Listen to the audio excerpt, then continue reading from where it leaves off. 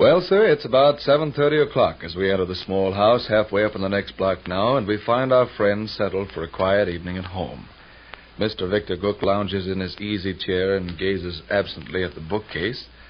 Mrs. Victor Gook occupies a corner of the davenport where she industriously darns gentlemen's socks, and young Rush is established at the library table.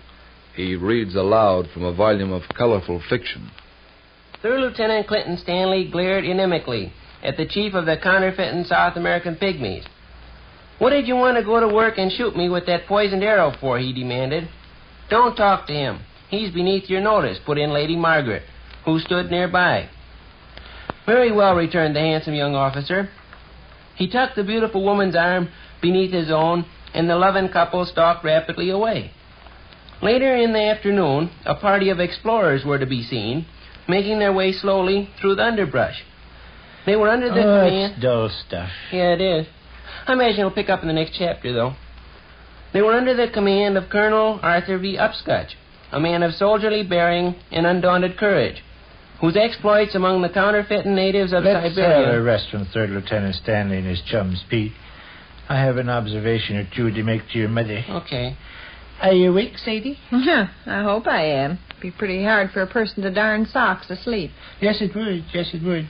What you say is sound and irrefutable. Hey, skipping over a few pages, I see where Third Lieutenant Stanley gets in a fight with a counterfeiting animal trainer. Brother Stanley and his adversary can wait. Kiddo, I may have my picture taken tomorrow or the next day. Your picture taken again? Why do you say your picture taken again with that air of astonishment? I haven't had my picture taken in a long, long time. That window seat is crammed jam full of pictures of you. None of which are appropriate for the purpose I have in mind. What purpose you got in mind? I received this afternoon a communication from Lodge headquarters. Money? Well, they always do want money. I don't believe I read that section of the newspaper on the floor there by your foot. Will you hand it to me, please? Oh, now, quit acting like I'd broke your heart. I say nothing. What do Lodge headquarters want with your picture? I'm convinced, Sadie, you wouldn't be interested. You may continue with your reading if you like, Rush. Sure. Suddenly, a band of counterfeiting fishermen... What do Lodge headquarters want with your picture, Vic? Wanted to make bread pudding out of. Suddenly, a band of counterfeiting fishermen appeared over the horizon. Third Lieutenant Stanley whipped his automatic pistol from its holster and prepared... Oh, don't read any more, Willie. Starts getting exciting from here on. Well, enjoy it by yourself. They want it for their magazine? Beg pardon? Them Chicago headquarters fellas want your picture for their Lodge magazine? No, they don't. Oh, well, still, I'm interested. I don't believe you are. I am so. Very well. I'll sketch the matter briefly. Sure. In the communication I received this afternoon, I was asked if I'd be interested in appearing with our founder, R.J. Konk, in a composite photograph. Oh, really? Understand what a composite photograph is? No, I don't. What is it? I know, Gov. It's a photograph that's been doctored up. Roughly, you have the idea. Oh, I don't know. Is it so roughly? Well, Vic, your founder, R.J. Konk, is dead. Ain't he? Why do you titter? Don't mean to. Well, he is dead. The founder of the Sacred Stars, the Milky Way, R.J. Konk, passed away 20 years ago.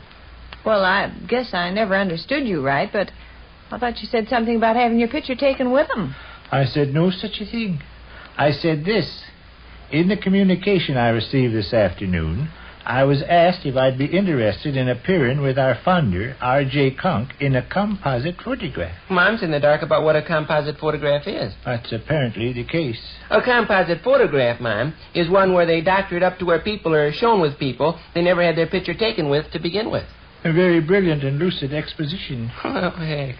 Here's the thing, Sade. Chicago headquarters have on hand a variety of photographs of R.J. Konk. Taken when he was alive? Well, naturally taken when he was alive. Oh, well, I didn't know. They have pictures of R.J. Konk where he's standing on a railroad station platform. They have pictures where he's seated in his armchair at home. They have others where he's addressing a crowd of people at the Wyoming State Fair. Where do you fit in? Goes into a snapshot of himself to Chicago, and they take a photo. I'll tell this, please, Harriet. Oh. Modern science, Sade, has made it possible to do wonderful feats with photographs. Has it? Expert craftsmen are able to superimpose one picture on another, with such skill that when one views the finished product, he can't see where any meddling has been done. Well, I mean that Lodge headquarters have notified me that for a certain fee, I can send them a picture of myself, and in a short time they'll mail me back a picture of myself, shaking hands with R.J. Konk, or talking to R.J. Konk, or sitting on R.J. Konk's knee.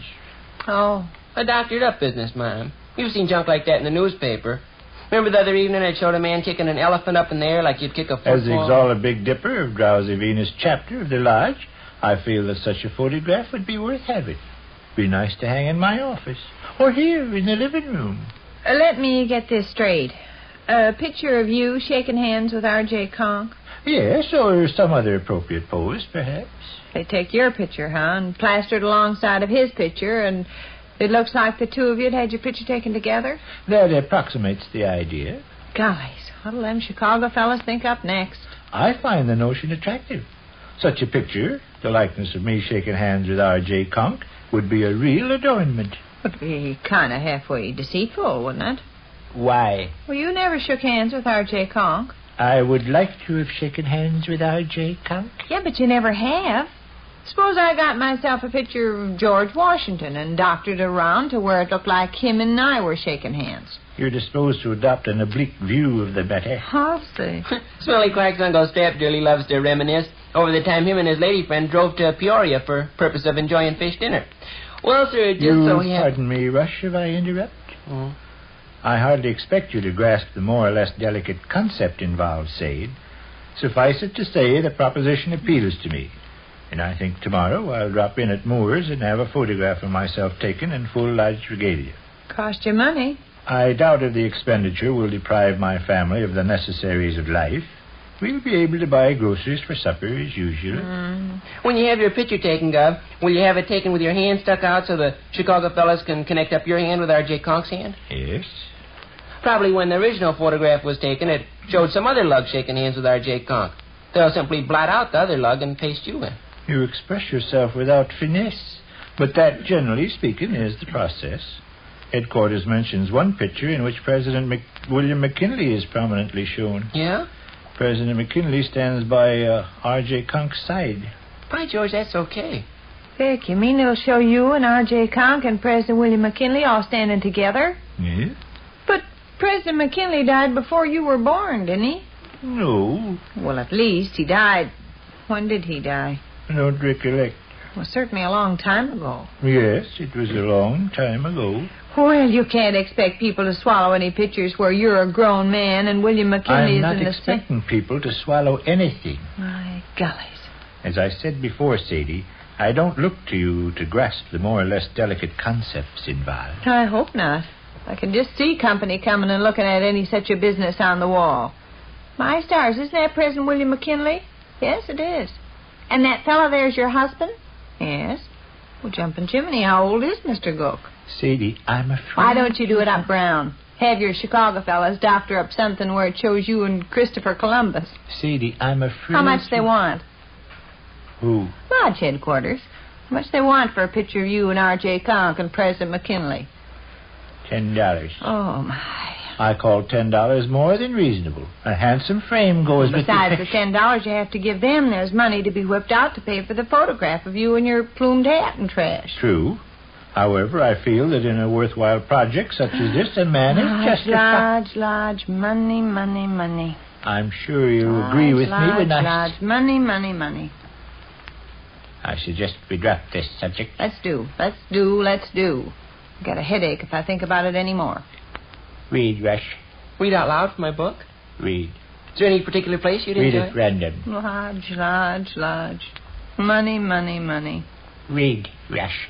Third Lieutenant Clinton Stanley, how old was Raid?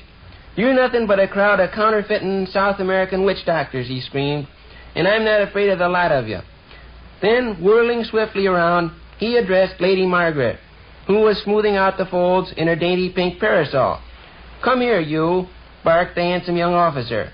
I want a kiss, and I want it quick. The beautiful woman tripped forward willingly, her soft, rounded arms outstretched.